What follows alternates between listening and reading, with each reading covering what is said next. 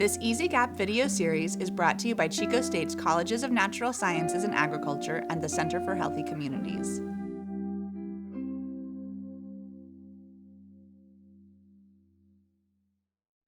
This video is crop handling. The crops you harvest are important for your business and important for the health and well-being of our community. You put a lot of effort into keeping the food you grow safe, and it's important to document your harvesting practices so that buyers know the food they are purchasing from you is safe. In this video, we'll talk about best practices for harvesting in the field, and we will talk about water use during harvesting. Next, we'll talk about in-field processing. We will also discuss important aspects of food safety when packing and storing produce. There are 6 food safety documents that you will see in this video. You can click on the links on the website to access the documents yourself. At the end of the video, we'll show you how they fit into your on-farm food safety plan. Why is this important?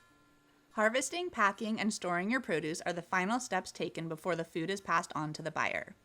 You want to ensure that the food you are selling is safe for the success of your business and the health of the consumer.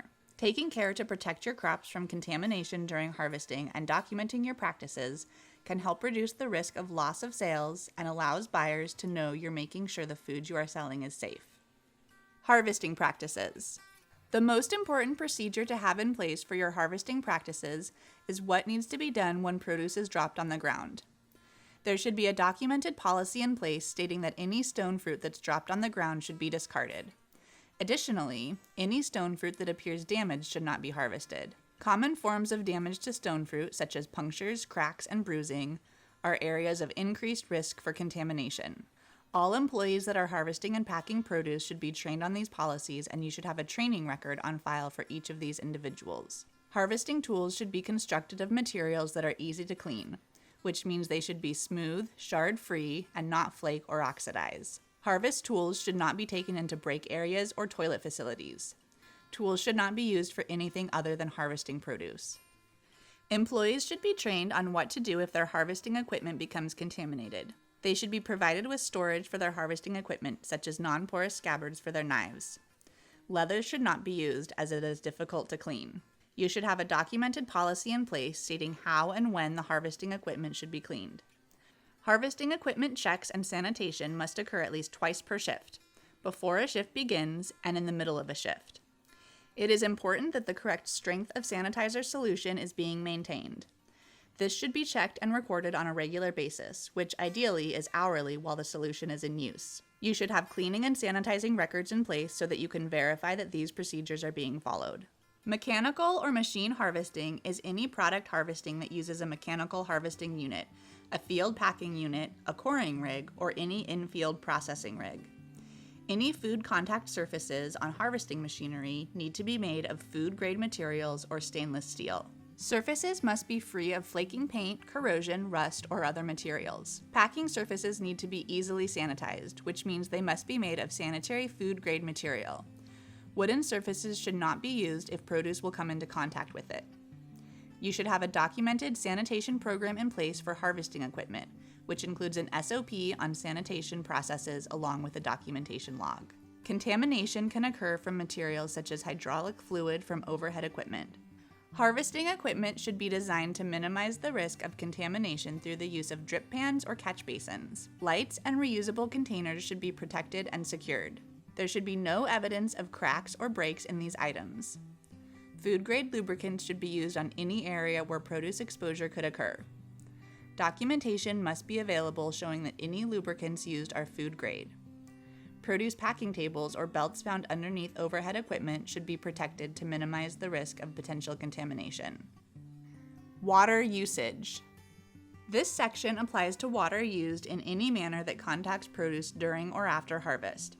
For example, water that is applied to produce for washing or cooling, used to prevent dehydration before cooling, used to make ice that directly contacts produce, used on food contact surfaces, or used for washing hands during and after harvest activities. This section does not apply to sprouts. For water used in any manner that directly contacts produce during growing activities, along with the procedure for water sampling, refer to the water source and use video. If water is used during harvesting and it contacts the produce, for example, during washing or rehydration, microbial tests must be performed, which includes a test for E. coli. The water used during harvesting must meet the national standards for drinking water set by the EPA. Samples should be taken at the point of use. Water sample testing frequency depends on the type of water source. There are no requirements to test water from municipal or public water systems as long as the results or certificates of compliance are kept from the municipality or public water systems. Sampling should be conducted throughout the year, especially throughout the growing season. For surface water, an initial 20 samples need to be collected over 2 to 4 years. After that, 5 samples need to be collected each year.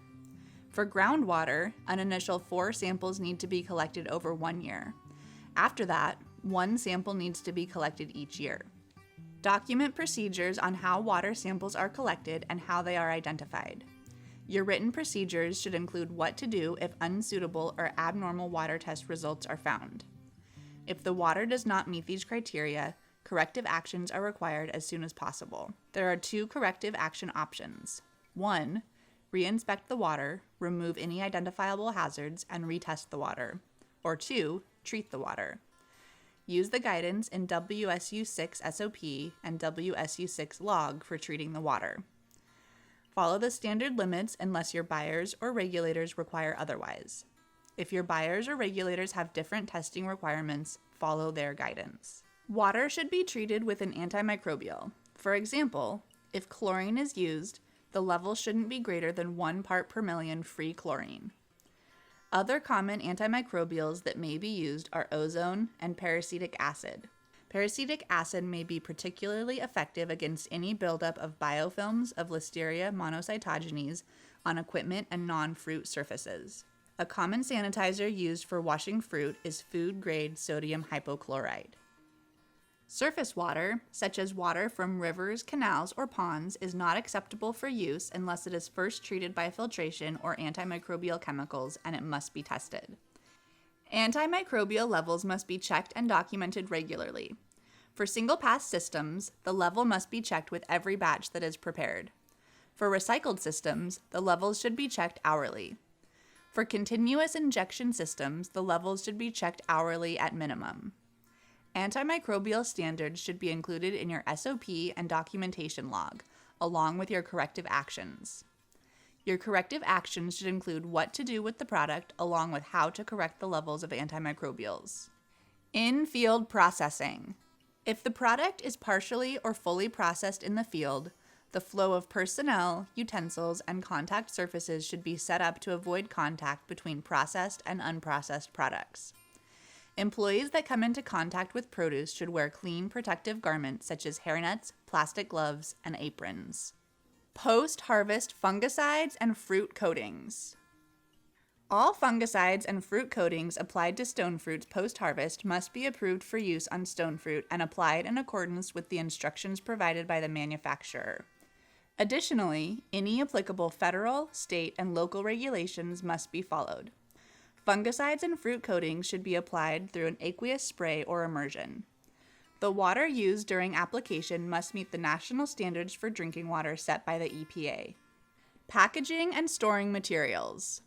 If on-site storage is used for harvesting equipment and materials such as packing material, cartons, containers, tables, or disinfectants, the storage areas must be secure, clean, and maintained properly to reduce pests and contamination. Packing materials should be stored off the ground. Storage areas should be kept clean and well ventilated and free from condensation, sewage, dust, dirt, toxic chemicals, and other contaminants. Produce and equipment that is stored, along with any shelving that is used to store it, should be free of dust and dirt and other contaminants. All storage areas should have a pest program in place.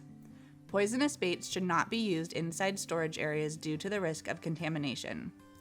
Avoid using baits that contain allergens, such as peanut butter. Snap traps should not be used except in emergencies, in which case they must be housed inside of stations. Listeria management. Because Listeria monocytogenes is found naturally in the environment, it is important to have a Listeria management plan in place for your operation in order to mitigate the risk of an outbreak. Creating such a plan will help you identify and monitor areas in your operation that are most vulnerable to Listeria growth and contamination, such as packing facilities, take the appropriate steps to eliminate conditions that are favorable to Listeria growth, and create a response plan in the event of an outbreak. Additional information about establishing a Listeria management plan can be found in the Listeria management video and on the California Fresh Fruit Association website and on the United Fresh Produce Association website. Documentation. Your written food safety plan should include an SOP for harvest water sampling and a log to document water testing results. Your plan should also include an SOP for harvesting procedures and tool and equipment cleaning and sanitizing to prevent cross-contamination, and a log to document cleaning and sanitizing of tools and equipment. All of your harvesting practices information should be available for review and should be kept for 3 years. Proper harvesting practices are critical to maintaining the safety of the foods you grow. Being able to show through documentation your practices and procedures will allow buyers and consumers to have confidence that the food they are purchasing is safe. All food safety policies and procedures should be developed using national, state, and local guidelines. Therefore, no responsibility is assumed or implied by CSU Chico Research Foundation or CSU Chico.